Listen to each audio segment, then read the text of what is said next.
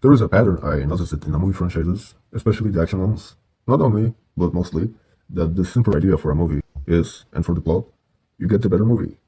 The very first example I can think of is The Matrix, obviously. See, the first movie is no doubt one of the best written science fiction movies, like the philosophy, the theologies, the quotes. I probably don't even need to mention, and the CGI, of course, but that's not my point here. Overall, the movie premise was very simple. There was the protagonist, being seemingly nobody important, who's getting dragged into something weird. He explores the universe, which is weirder than he thought. There's the bad guy, there's the mentor. The protagonist becomes the hero by the end, gets the girl, and that's all. That's obviously a summary, but the movie was simple. I mean, it was deep, but it was simple. And I don't know how about you, but these kind of movies are the most rewatchable, at least for me. There's the Neo who serves basically as the map for the viewer. He's basically us. Like, he explores that universe with us. He's as confused as we are. Also, the premise of the movie. It is what appealed to people. It was relatable. Everybody at least once just sit down and think what's the point of it all, of working, of waking up every day, of the politics, blah blah blah. And that's why the movie is so great, despite being just an action movie. Of course, the CGI, which was amazing, and I really mean amazing, everybody knows that. But the CGI was just cherry on the top.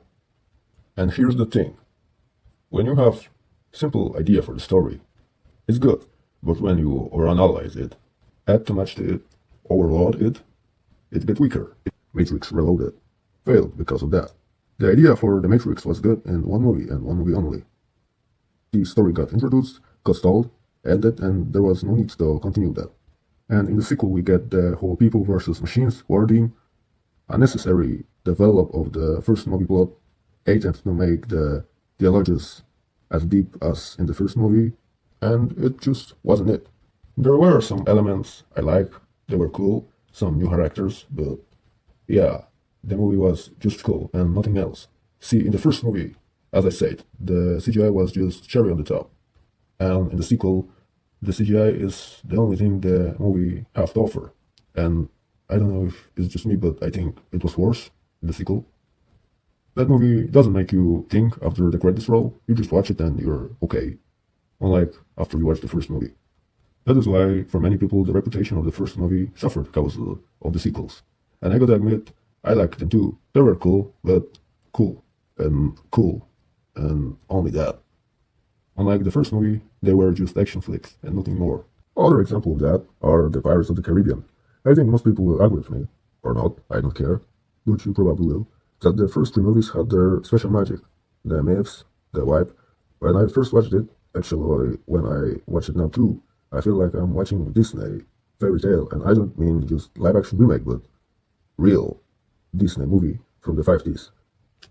It doesn't feel at all like it was filmed in the studio or some decorated location. You almost feel like you're there in the old Pirates days. I don't know what time it was set in. Let's just say old Pirates days. You can almost smell the environment. It feels so real. And many people hate on the at war's end, but I think it was great. Many people say it was rushed, but I don't feel like at all it was. It was the culmination of the full beauty, and I think it was set to end it all. Everybody got their send-off, well made, by the way. There were some windows for the sequel, but overall it felt like it was end. And I think nobody would get mad if it was the end, but the money was too big to end it. And 4 years later, we got another movie, and it was much, much worse. The whole vibe was gone, the magic evaporated. It felt so forced. In the first movie, the jokes felt so natural, the humor felt so natural. And here, you just feel like they needed to sit down and think what to do with this film, while it was just worse. I agree, the idea of expanding that universe could have been interesting, but if the story was concluded in a beautiful way, then why? Just why? And I know why, we all know why, but why? The problem I mentioned is what killed most of the good movie franchises. The Terminator suffered on the basically same problem, stretching it too much. The first two movies, especially the second one, were absolutely masterpieces. Coolest action sequences ever, the ideas, the whole plot of humans versus machines done good, the apocalypse theme, and jaw-breaking effects. And obviously, the next movies try to ride on it.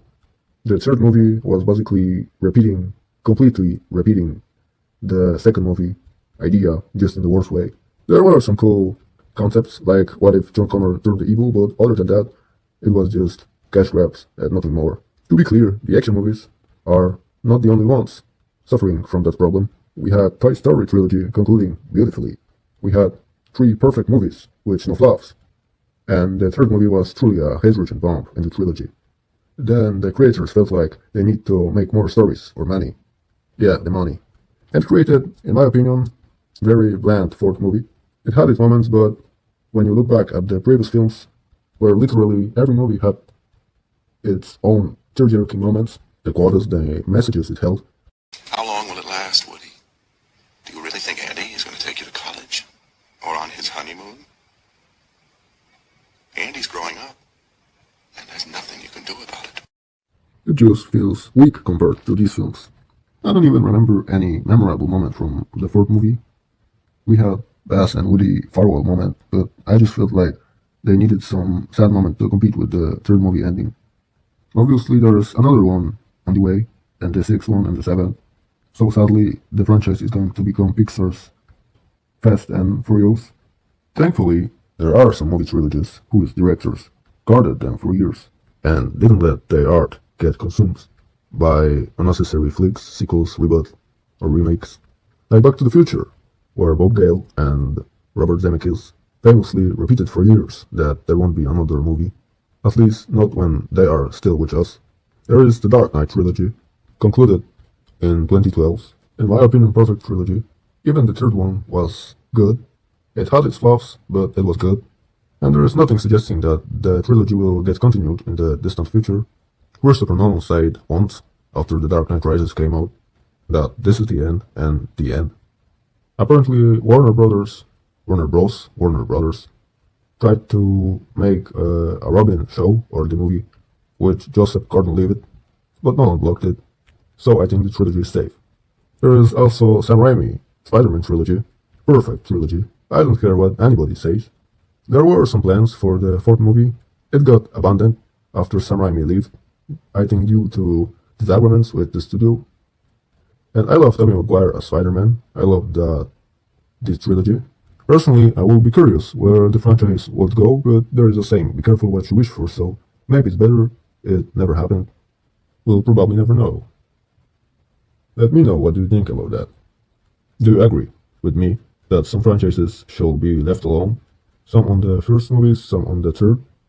I'd be curious of your opinion, and see you soon.